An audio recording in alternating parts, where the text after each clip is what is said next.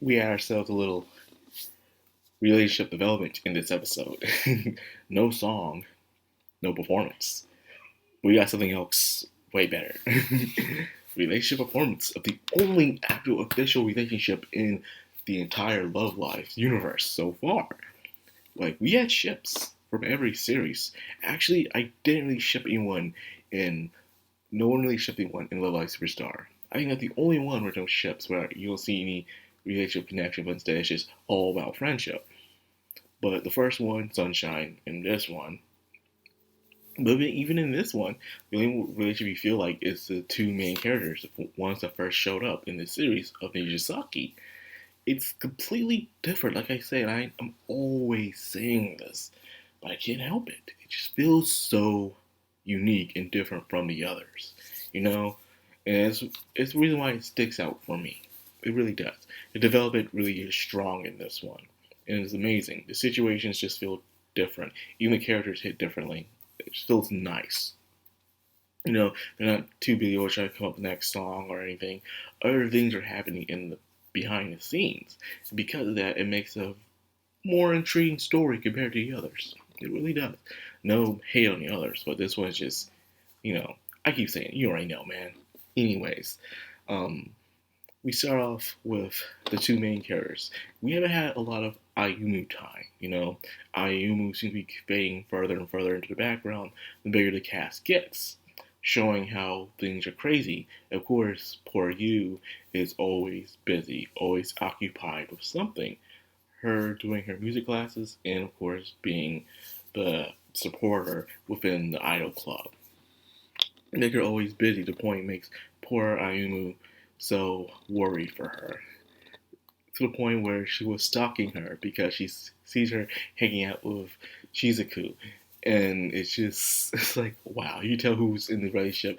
You is like the main character, the one with the dream, the one who wants to help out everybody, too sincere for their own good, puts everyone else before them all the time.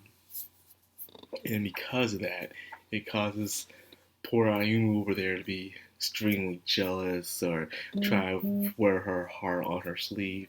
And sometimes Yu doesn't realize what's going on, like the oblivious main character in a relationship in a romance rom-com. Exactly what it is. So she's stalking them, and of course, Setsuna just tags along too. And Setsuna, I keep saying Setsuna's my favorite character because of how different she is compared to the other student council presidents. You know, she's different from Daya, she's different from um, Elachi, and even Ren. She's different because she has two alter egos. She balances herself out, where she's constantly up the group's ass. She has where she wants to have fun.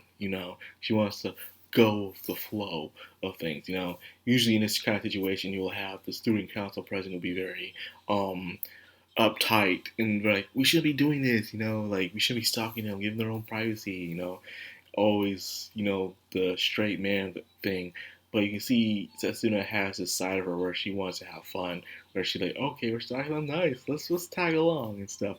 And even with they're doing the practice play that um damn Shizuka wanted to do, she was just rolling with it, man, just going with the flow. Like, I don't remember my lines either, but let's just play along. Let's just keep making this up as it goes, and things turn out differently for them. That's the reason why I love Setsuna so much. She is just different. I guess that's the reason why I'm really hoping they made a figurine of her for her first performance, where she's having that cool uniform on, where one side is nice and classically ordered, like you see in an orchestra, compared to one like you see in a rock concert. It was well designed, showing her personality. Even when Mafuyu was calling her, um, she quickly put on her glasses. Her other altered personality shows up, and she's like, yeah, she's all strict and composed and everything. Like, see, it's amazing. She has two personalities. It's nice to see. And of course, this is all for Shizuku for making a play for the pre-show, because they're doing the Idol Festival with the Culture Festival together. So before that, they want to do a play to kick things off, a little start off. And the play sounds like a good idea, so Shizuka wanted to use Ayumu and, of course, Asuna in it. And of course, we get to see Elazu. Damn, you say her name. Every time I try her name, Elazan, her parents, which she was going somewhere on her day off, but turns out she ended up meeting them anyways, and she once again questions Yu's stand on what she believes of leaving the idol group, saying that you have a dream and you could fully go full forward with it completely, but she believes she's being held down by the idol crew. But Yu sees it differently. She's seeing this is her inspiration of wanting to do this in the first place.